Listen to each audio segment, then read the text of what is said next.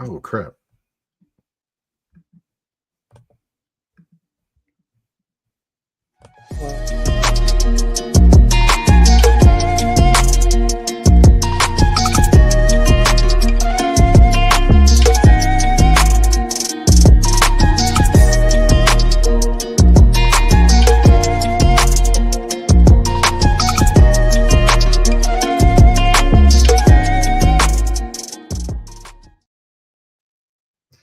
Welcome to another episode of Touring the AFC South. I am your host, Mike Patton, and on this episode, we're going to be talking a whole bunch of Houston Texans football. And I thought of none other than Miss Kim White Davis of Chalk Talk, perfect person to bring on to talk about the Houston Texans. How are you doing, Kim? I'm good. How are you, Mike? Doing great, doing great. You know, you sport a name that of one of my favorite cousins, so you're already in great company at that aspect already. I didn't know that. Yep, yep. So, well, we're gonna get to the Houston Texans and talk about everything that's going on with them. But of course, like I do with every episode, we got the get off your chest segment, and this one, I've got to tell y'all, fans. Athletes are humans too. Again, fans, athletes are humans too. Now you see these athletes going to OTAs and different things like that, and some of them being there and some of them not being there. Just want to let you fans know that they are optional. They aren't necessarily something that people have to be at. Now, I know you want them to be at every single thing and spend every waking hour there at the facility. But that's not realistic because, let's take a look at your job. Are you spending every day waking hour at your job trying to be the superstar employee? I bet you that answer is no. So, let them enjoy time doing things they want to do. CJ Stroud wants to jump on a podcast, talk. Let him jump on a podcast and talk. He is sitting down. He isn't going somewhere snowboarding where he can break his arm or something. So let him do that. I know Stephon Diggs did a lot. He did a lot. And I know him and Mike Vrabel talked about it. But he still was doing stuff in the off season. He wasn't doing anything during the season. He's doing a little too much. Maybe I shouldn't have used him as an example. But anyway, but all I'm saying is let the athletes have their time, whether it's for the family, friends, whatever. They don't always have to be training. To be honest, they're probably in way better shape than any of us could ever be in our lives. So allow them to enjoy that time sometimes instead of thinking they always have to be training, always have to be practicing, always have to be doing this, that, and the other. They don't. They don't. It's that simple. I mean, Kim, do you have anything you want to add? Yeah, no, I agree. I think they are human, and um, I guess the challenge comes, Mike, is they don't have to always show you everything they're doing. That could possibly help, but fans have high expectations, and because of social media, they feel like they're just right there with them. And yeah, but I get it. I agree. They are human too, and they do need to have some time. I don't know if the Stephon Diggs was a great example, No, I was having a little laugh with that one. I wasn't even being serious with that but one. I get what you're saying. I know he was doing way He too was doing a much. lot. Yeah. Yeah, but hey, he's then his girlfriend showed up at his football camp. Ain't that so sweet? Ain't that so sweet? But I'm gonna leave that alone. I'm gonna leave that alone. I'm here to talk about the Texans. All right, yeah, we're gonna move on. Talk about the Houston Texans. But the first thing I want to talk about is the newest development, and that is Mr. Nick Chubb. Now, it was rumored by ESPN's Jeremy Fowler that the Texans and Nick Chubb had mutual interest, and then boom, talks about that it progressed to Monday. He's coming in to take a physical, and if all works out well, he's gonna sign with the Texans. And now it's come to reality. So I gotta ask, did you see this signing coming? Not until I saw it coming, right? I didn't know in advance anything about it. Um, but yeah, it all moved really quickly. He was on the field today at minicamp. He's wearing number 21, so he is officially a Houston Texan. Okay, it's wearing number 21. Okay. Well, Yeah. he is in prime time, but he still can wear 21. I'm joking. I'm being silly. But um I've got to ask also, he's been one that's been effective on the field, but he's also been a guy that's had multiple injuries in his career. Yeah. Does that injury history kind of concern you about him and his production on the field? It doesn't concern me in June, and because the Texans don't have anything to lose, right? What does he Mhm. do? Get him in there, let him learn. He gets to learn the playbook. He gets acclimated with the team. He's ready for training camp, and you just see what happens. If you get, I don't know, 75% of Nick Chubb before he was injured, you got something because he can play. And sometimes guys need to change the scenery. So at this point, it's just we'll just have to wait and see. And a lot of teams do that with different players. Will bring you in because of the way the contract is structured. There's really nothing for them to lose. And if he turns out to be effective and productive, it's a huge win. And if not, you move on and try to find somebody else. I mean, that's just the nature, excuse me, of the business. So no, it doesn't concern me at this point. Gotcha. And I'm very interested. I know last year they brought in Joe Mixon, and then after Joe Mixon, they had a few other backs they tried to kind of sprinkle in, but it just seems like now with bringing in Nick Chubb, they've got kind of a 1B or a guy that they can kind of hitch their wagon to potentially in December when you need those tough yards and you're trying to save Joe Mixon. I'm just kind of throwing different scenarios out there in my mind, but do you have any kind of way you envision them uh, using Nick Chubb as the season goes along? Yeah, at this point, I do not. Remember, this team, we're still trying to see what this offense is going to look like because you've got a new Mhm. offensive coordinator. You've got definitely a restructured offensive line. Oh, we're gonna And get into that. but so I think it's difficult to know at this point, right? Like, what's Nick Cayley going to do? What's that look like? And there's some unanswered questions, right? You still have Damian Pierce in that room. You've got Dare Ogunbowale in that room. And if everybody is healthy, right? And you got some other young guys too. They drafted a running back and with the fourth round. So training camp's going to be really interesting. They've got to, if everyone's healthy, D'Amico Ryans is going to have some difficult choices to make in terms of who do you move on from? Right? Like for instance, Damian Pierce, he's a part of special teams in the return game, but he's only a part of special teams in the return game, right? Dare Ogunbowale, he can return kicks, but also he's really a part of every play, every part of the special teams unit, and he's your backup kicker. So which way do you go when you decide, right? Like who you keep? Mhm. And I think it really depends on what happens in camp. And so when they put pads on it matters. But at this point, uh, maybe he's 1B in terms of Chubb, but I think he and Damian Pierce, a healthy Damian Pierce will be fighting for that spot.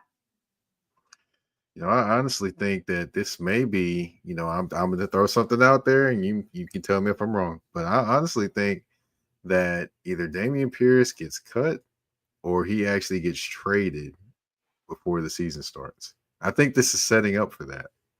Well, I will tell you that I've not seen Damian Pierce in OTAs, and he was not at camp today. So I don't know what that Oh, means.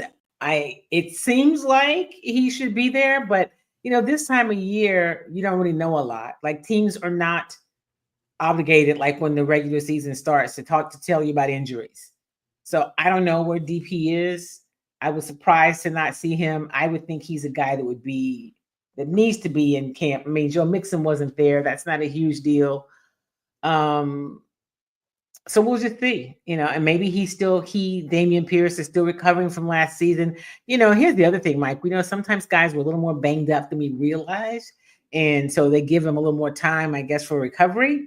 But yeah, that running back situation is going to be interesting. And so I look forward to watching that position group at camp. Yeah, it's definitely going to be something to watch. I'll definitely be keeping my eye on that. Another thing I'll be keeping my eye on is this commercial break. We got to take a quick commercial break. When we come back, we're going to talk a little bit more Houston Texans. And, of course, I do have some questions about Mr. CJ Stroud. We're going to talk about him and more right after this commercial break. EBO Beard Butter and EBO Beard Wash are two of the best beard grooming products for men worldwide. They help promote growth, keep your beard moisturized and soft, and enhance your overall upkeep of your facial hair. And with the new promo code MPAFC10, you can get 10% off all these products. Just go to www.etsy.com/shop/EBO Beard Butter. Again, that's www.etsy.com/shop/EBO Beard Butter. And again, the promo code MPAFC10. Again, MPAFC10, where you can get 10% off any products except for beard boxes. So treat your beard better today by going to get this the EBO Beard Butter and EBO Beard Wash.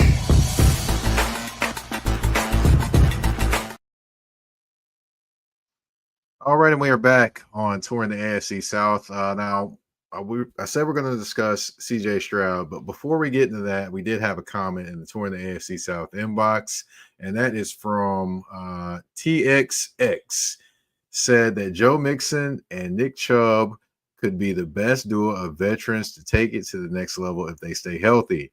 That's if they stay healthy. That's keywords. Two veteran stars behind CJ and Nico and Christian Kirk as well. It's another guy that has to stay healthy, hadn't been healthy the last couple of years. So that's an interesting comment as well. Of course, it definitely could be a nice 1-2 punch as well. That would be interesting. Definitely be interesting to see how they deploy them. I'm very interested to see how that happens. Another thing that's been very interesting to talk about, and of course we've had a little bit of a conversation about it as well, and that would be Mr. CJ Stroud. Now, another quarterback in the AFC South actually was talked about with general soreness today. His name is Trevor Lawrence. But, it just seems like that word general soreness keeps popping up everywhere. But at first it was with CJ Stroud. It was, I think talked about like a pectoral injury or something of that nature. And then all of a sudden talked about general soreness. So, what exactly is kind of going on with this general soreness, and when did it kind of make its way? When did it kind of, got to make its way into OTAs, or kind of something you noticed with him not throwing? So first of all, he did throw today. Okay. He did throw today, and he talked to us. And I think I said from the beginning when we went OTAs and he wasn't throwing, and somebody said, "What do you think?" And I said, "I think maybe I said nothing to see here. It's OTAs." And I know that CJ has been really working, very intentionally since the season ended. And, and he talked about that some today. I think the general soreness, and there were no real specifics, it's because he's been putting in a lot of work. And he made a great analogy. It's like a pitcher. Like you're working and you're working, and sometimes you got to give your arm a rest. And CJ was always on the field. If you know anything about him, he always wants to go when he can. When I mean go, he wants to be on the field and play. And that's when your coaches have to say, "Hey, listen, there's a little soreness. It's OTAs. There's no point in you throwing because somebody on the outside who doesn't really know what's happening." Because again, they don't have to talk about injuries in the off season. So he made it clear today he didn't have any kind of procedure. He didn't get hurt before the season ended, but he's been lifting more. He had some goals. He wanted to, get stronger, faster, lose a few pounds, build some muscle. So he's been doing all those things. The inference was, without him being in this terribly specific, that part of that is it. You just, lifting, doing a lot of stuff, a little soreness. But today, like you said, he goes out a little rusty, maybe. But you saw him throwing the ball like you would expect him to. He looked like C.J. Stroud. So again, like I said, nothing to see here. But I think, and he jokes about it. He goes, "I know it says there's nothing. I'm fine. I know. I guess it's because y'all don't have nothing else to talk about. Ha ha ha." But, he's super cool about it. But anything that happens with CJ, of course, people are going to look. And then he talked about, the new offensive coordinator and some of the new pieces. But so yeah, CJ threw today. He put some passes and it was CJ as usual is what I would say. In the in the spring or now about to be summer before you get to training camp when they put pads on it, he was talking a little noise and so it was what they do. So yeah, again, CJ's good.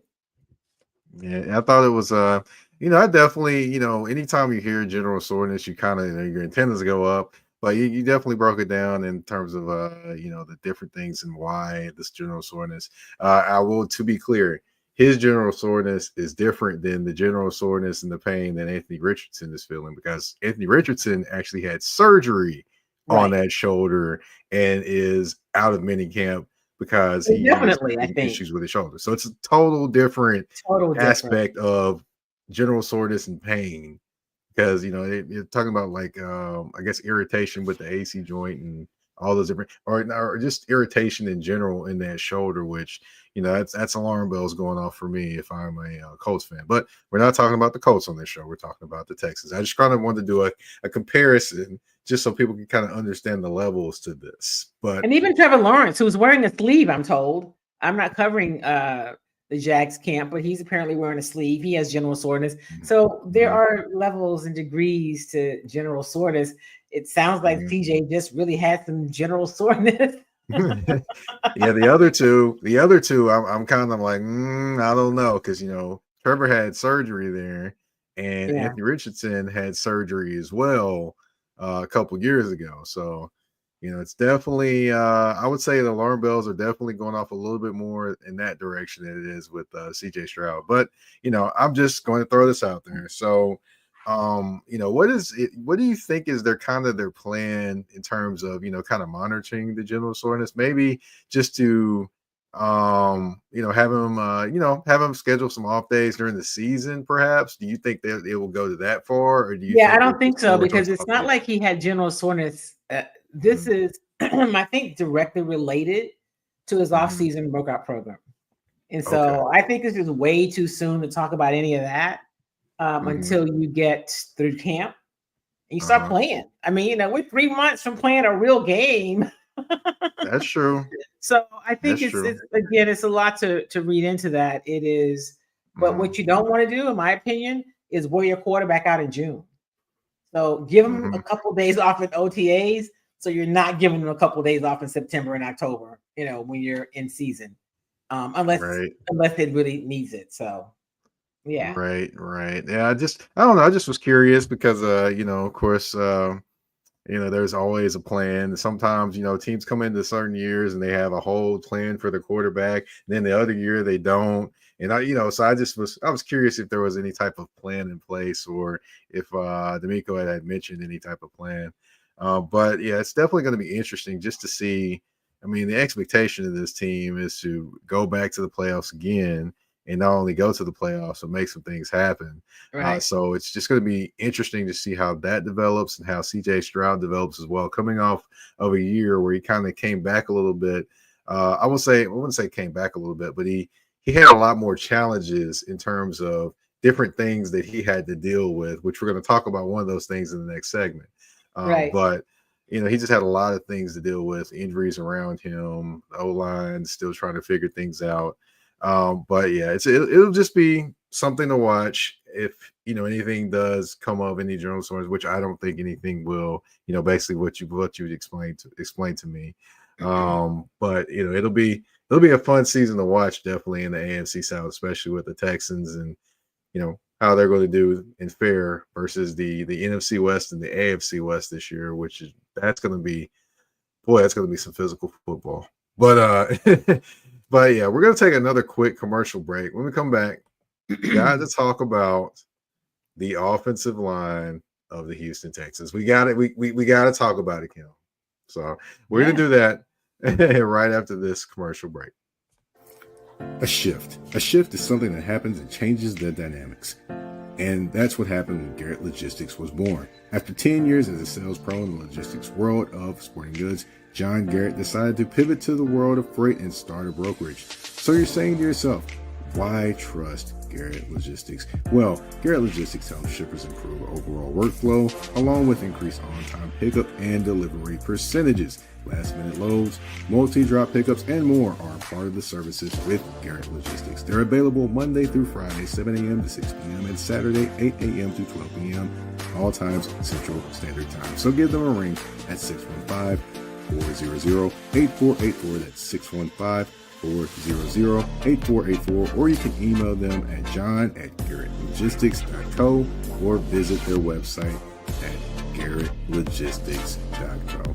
Garrett Logistics, where the motto is, it's not just freight to us, it's your business.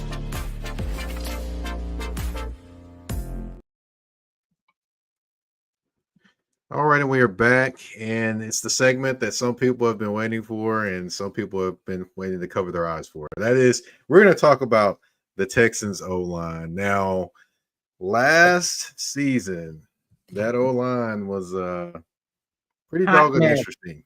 Yeah. So how bad was it watching that line last season, Kim? Listen, it was, they've had some guys on the line with talent, clearly. I mean, we know Laramie Tunzel, who was traded in this offseason.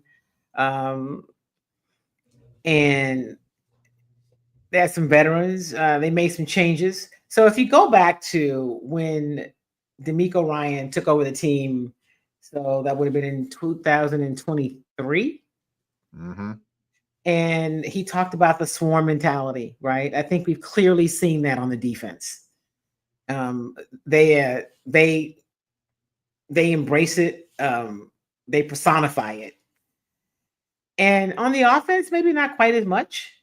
And I think the O-line is one of the places that we didn't really see it. And so if you're not super familiar with the Texans and you're like, what is the swarm mentality, Kim?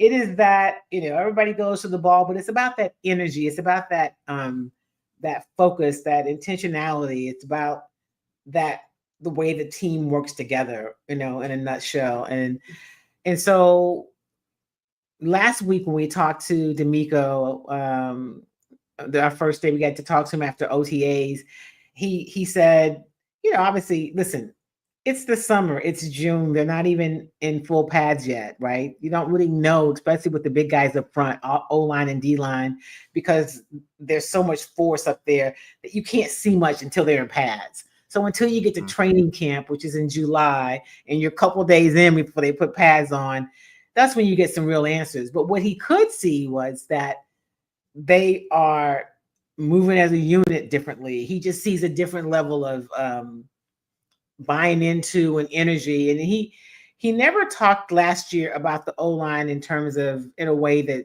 that inferred they didn't personify the swarm mentality. And I think some of the guys in the media, especially the local media, felt like, I say this word because I've known D'Amico Ryan a long time. I covered him as a player, but almost like as a coach, maybe he was too nice or soft. And I never thought that. I am absolutely okay with the coach not telling us everything from the podium. It's not necessary, right? And I think that's one of the things that media members have gotten to where, I'm okay with him not calling his players out. He's not that person. He's never going to throw his guys under the bus publicly. But I do believe in the meeting room, he turned into their tails, right? He's tenacious. He's that guy. He cares that much. And so I think he wanted to make sure that he had an offensive line that personified some of that and that cared and really worked consistently and were good at protecting the quarterback, right? Many times they were like in CJ's lap, So right.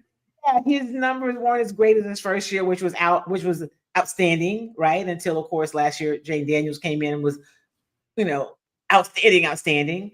But if you don't get any protection up front, uh, it's a problem, you know. Mm-hmm. And I think that was a big part of what we saw. So the offensive line was disappointing, and it's interesting because it's like at the first couple of games they weren't that bad, but then it just seemed to snowball, and they made some changes, and so that's I was on a show the other night, and they said, "What are you looking for? What storyline are you most interested in right now?" I said, "So for me, it's the offensive line. I mean, it's the Mm-hmm. offense in general because there's a new offensive coordinator, but it's definitely the offensive line. Who's going to be left tackle? Is it going to be Irsay, the rookie? I figure Titus Howard goes back to his natural position of right tackle, but do they slide him in at guard? Who's going to be the center? Is it Patterson's job to lose? Is it Jake Andrews going to come in? I mean, there's so many questions, and so I'm curious to see how that all shakes out. Yeah, you definitely are one of many that are interested to see how it shakes out up there. Of course, for those that aren't familiar, they had Laken Tomlinson. They brought in Cam Robinson. Yeah. Ariante Ursary was a draft pick this year. You had there's another guy traded for from the Vikings. I cannot remember his name right now. Oh yeah, I just had my whole roster. I folded it up someplace. That's all good. But they did get rid of Laramie Tunzel. They traded him to the Commanders. Kenyon Green got traded to the Eagles and brought in C.J. Gardner-Johnson, which, again, I'm going to tell folks, the Houston Texans has the best group of safeties in the NFL. Yeah. There you go. I'm going to say it again, but, folks, you got to see it to believe it because you got C.J. Gardner-Johnson. You got Petrie, who's a slot guy, but, he's a safety originally. You got Jimmy Ward. He's the guy that's the worst of the bunch, but he's talented too. Right. Then you Trent got Brown. Who you're thinking about, right? Yep, Trent Brown, and then I was thinking about Trent Brown came from the Patriots. Right. I was thinking of the guy. It was another guy they traded for. That was a backup. It's a backup O lineman from the Vikings. It started, then he got beat out for the job, and then they traded him this offseason. I can't remember his name, but. Yeah, they post June 1st cut was Shaq Mason, who's a Middle Tennessee native, by the way. So yeah, they got rid of a lot of different people, and I went on one thing. I know I've heard some Texans fans, and they might get their wish this season, but some Texans fans that I know do not want Juice Scruggs to start. So they might get their wish. I don't know, but but. I'm just interested what you think about them bringing in Cam Robinson, because I've seen Cam Robinson when he played for the Jacksonville Jaguars, and that was quite an amazing, interesting experience, by the way. So he's now a member of the Houston Texans, and I'm kind of Cam played for the Vikings last year. Yeah, Cam he did. was the guy who played for the Vikings last year. No, it's another guy they traded for, but I just can't remember his name. I can't remember his name. Don't worry about it. Don't even worry about it. Last year for the Vikings. Yeah, he got traded from the Jaguars to the Vikings. Traded from the Jaguars. And there's a backup O-lineman I think they traded for too from the Vikings, but don't even worry about it. It's not even that important. But so here's the thing. And I think it may have been a guard you're talking about. I think you're talking about Ed Ingram. Yeah. There we go. He's the guard. So what do I think about Cam Robinson? I don't really yet. I wasn't super excited when I heard the signing, but here's what I was shocked, to be honest. I was shocked. I was surprised. I was like, curious. you had the same response I did. But I trust D'Amico Ryans, right? I do. I trust, what he sees and what he knows, and they're not gonna hit on everybody, but I do. And D'Amico says he has a lot of trust in Nick Caserio. I'm getting there, because I didn't start there with Nick. I didn't think he knew what the hell he was doing, quite frankly, when he first got here, and I thought it was really overrated. However, I digress. I think Nick's done a really good job. of putting Mhm. together, assembling a roster, and working with D'Amico, which is really important, right? That the GM and the coach can work hand in hand and putting together the fielding the team that they think can be effective, productive, and ultimately win. Mhm. But no, not a lot of thoughts about it. I'm like, yeah, okay, Cam Robinson. So Yeah. again, camp's going to be super important, and I'm Mhm. really interested in that.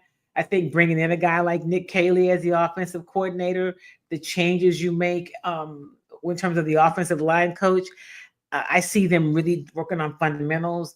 I will tell you that like today, Ursary got a lot of reps with the ones, right? Mhm. He was working with the first team guys a whole lot. So, not that means anything yet, because Mhm.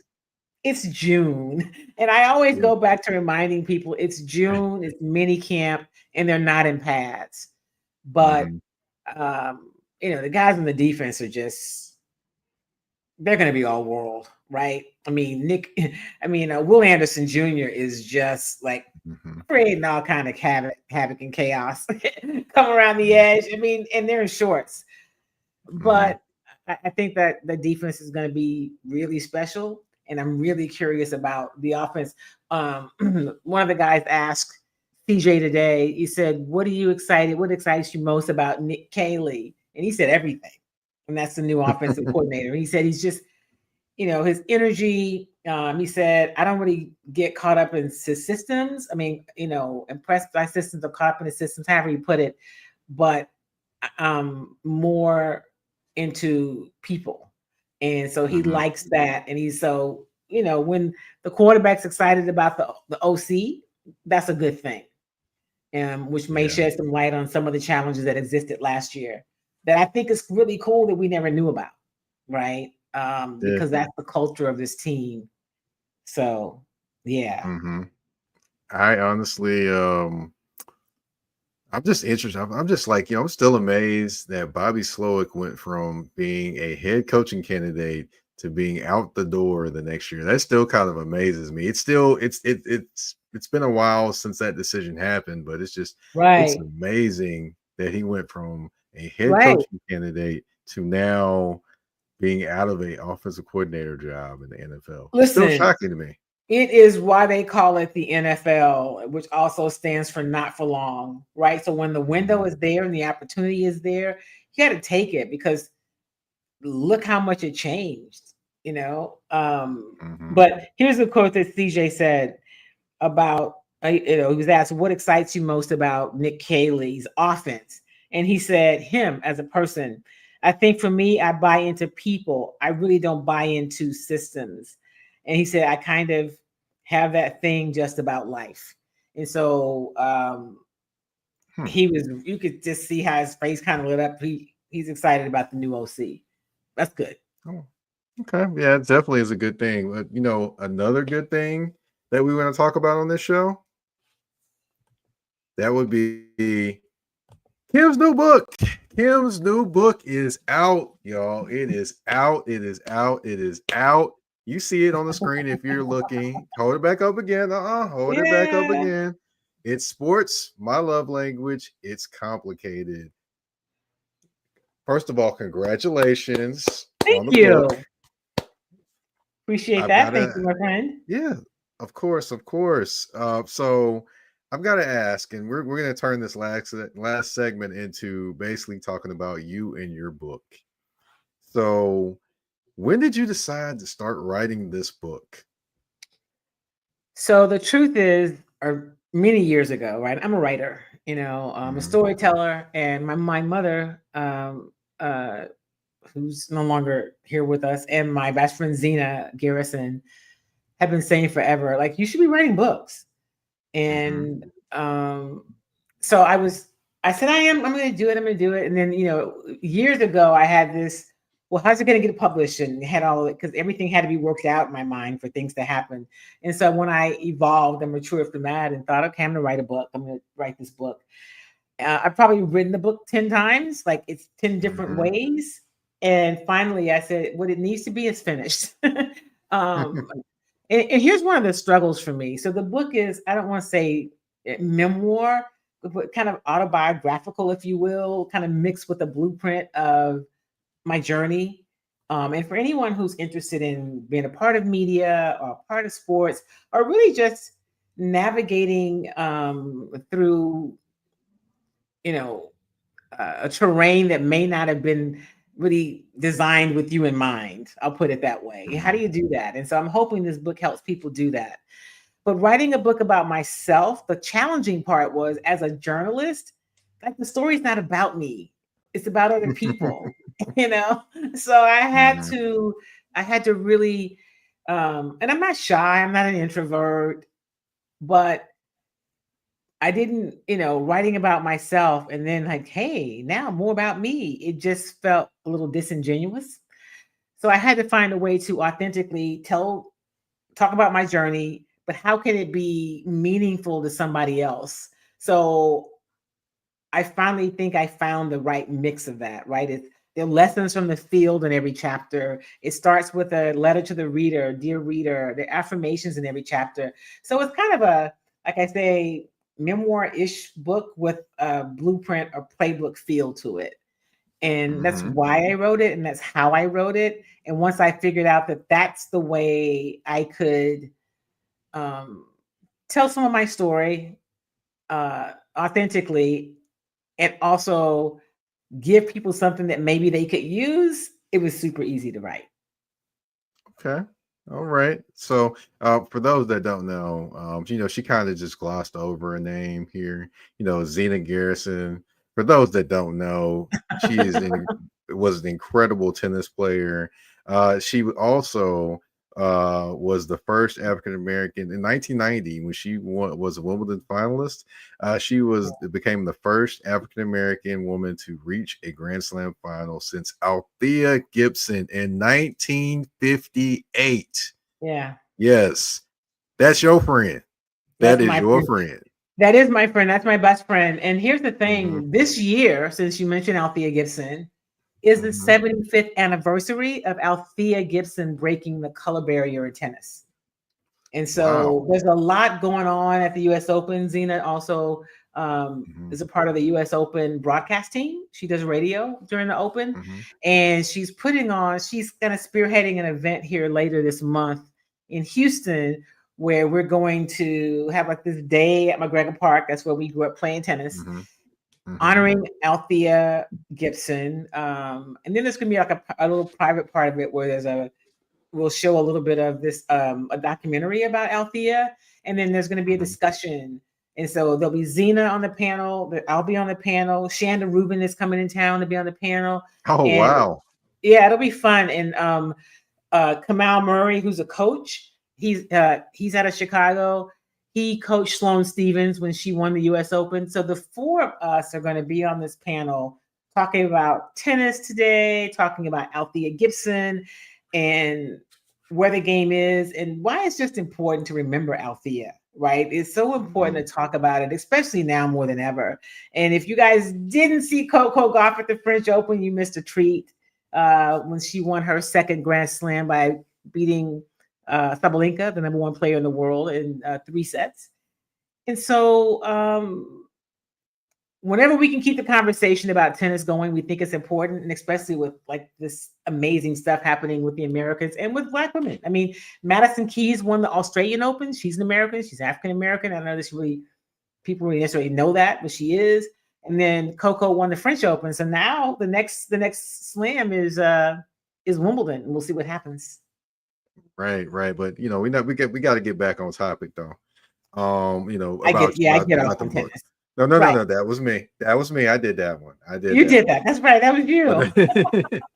But but but what can people expect when they read your book and open it up and kind of flip through the pages? What can they expect? I know you mentioned a few things, Right. affirmations, and kind of mixing in, and how it was kind of hard for you to, I guess, write about you, when you're, journalists, things like that. But what's another thing that people can expect from the book from you? So they'll get the truth about the journey. I think today in this media landscape, if people think off, many people think you just, oh, I'm just gonna go work at ESPN, or I'm gonna work in a major market. And that's not necessarily the process. I mean, we talked a lot about the journey and what are the steps and what should I learn. And so if you're interested in the industry, you're going to learn the steps I took, right? You're going to learn why it's important to work in smaller markets, to learn how to produce and write, and how to really be good at your craft. You're going to learn those things. I peel back some of the challenges, being a woman, being a Black woman. And so that part to me was a little bit challenging because I never wanted to make it seem like I was complaining or whining or woe is me, because that's not my story. There are challenges and there are things I talk about in the book and disappointments and things I've had to overcome. But I decided to take this path and to be a part of this industry. And I knew what I was getting into. So I never wanted to seem that like I was complaining about, like, oh, they made it so hard for me. Right. So I had to make sure that when I told those stories, I was authentic in what I shared, but I wasn't complaining. So you're going to find my about my journey. You'll get a sense of my storytelling.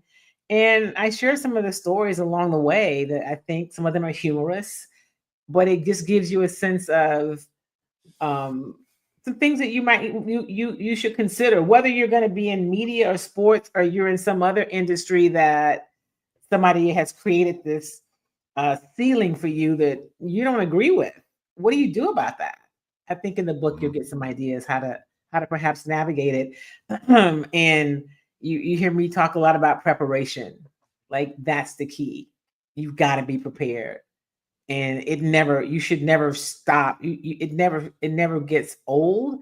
You always should be prepared. And I stress that a lot.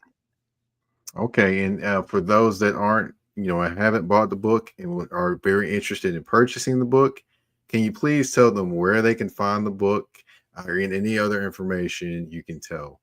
Of course. So you can get the book on Amazon. It went live yesterday. And if you're in Houston, I'm having a few events, and listen, I'll come to where you are. If you want to have a book signing, just let me know. If you got enough people, I'll come and we'll talk about it. But right now it's available on Amazon. I'm going to also I'm working on putting it some other places, because I've had some friends who are some people who are boycotting Amazon, and they want to know how else they can get it. So I will also make it available to where people can get it from me directly. But right now, Amazon is where you can get it. Okay. All right. The Kindle version or the paperback version.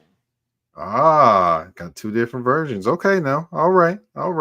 Well, I want to thank you for coming on the show. You talked about the Houston Texans. You talked about your book. You kind of brought people into your world with your book, and then also into your world with your unique eye for coverage for the Houston Texans. I almost said Tennessee Titans. Whoops. I know. Listen, I appreciate you, and I always appreciate you sharing your platform with me. We talk a lot about the AFC South. So listen, I'm excited to always do that, and I appreciate the invitation. Definitely. Can you tell everyone where they can find you on social media? Of course. So on Twitter is what I call it, or X, Kim Y. Davis. And then on Instagram, I'm Kim Y. Davis Media. And I am Kim Y. Davis on YouTube, and also on YouTube. What's the other one? Facebook. So you can find me all those places. And you can find me on LinkedIn, Kim Y. Davis. And obviously I use the Y because Kim Davis is kind of common, although I'm not, but my name is. So Kim Y. Davis, if you look me up, you can find me most places. But Kim Y. Davis Media on Instagram and YouTube, and then Facebook, and then Kim Y. Davis on Twitter. All right. Now I did almost slip up and say Tennessee. And of course, someone had to mention that to me. I know it was coming. But of course, my name is Mike Patton. You can find me on the artist formerly known as Twitter. at Mike Patton 82. That's MikePatton 82. The reason why I say the artist formerly known as Twitter, because I won't be calling it X, because the only X I recognize is DMX and Malcolm X. That is it. Yeah. So you can also find me on Good. Blue Sky at Mike Patton 82 as well. Of course, you can find me on Instagram and Threads at that's THA, not THE _general_MP. You can find Touring the AFC South on all listening platforms, whether it be Spotify, Apple Podcasts, iHeartRadio, Amazon Music, you name it, we are there. Also, we are on the YouTube channels as well, of course, the Mike Patton Network. And you can also find me writing for Athlon Sports now. So yeah, I'm doing more writing there. Thank you. You can find me writing there on the Tennessee Titans. Hopefully I'll be able to start writing eventually on all the teams in the division, but we'll see what happens. I don't really have too much control over that. So thank you all for tuning in to this episode of Touring the AFC South, episode 342. Wow. A lot of episodes. Thanks. I can't believe I've made this many episodes. But anyway, thank you all for tuning into this episode of Touring the AFC South. We're out. Peace.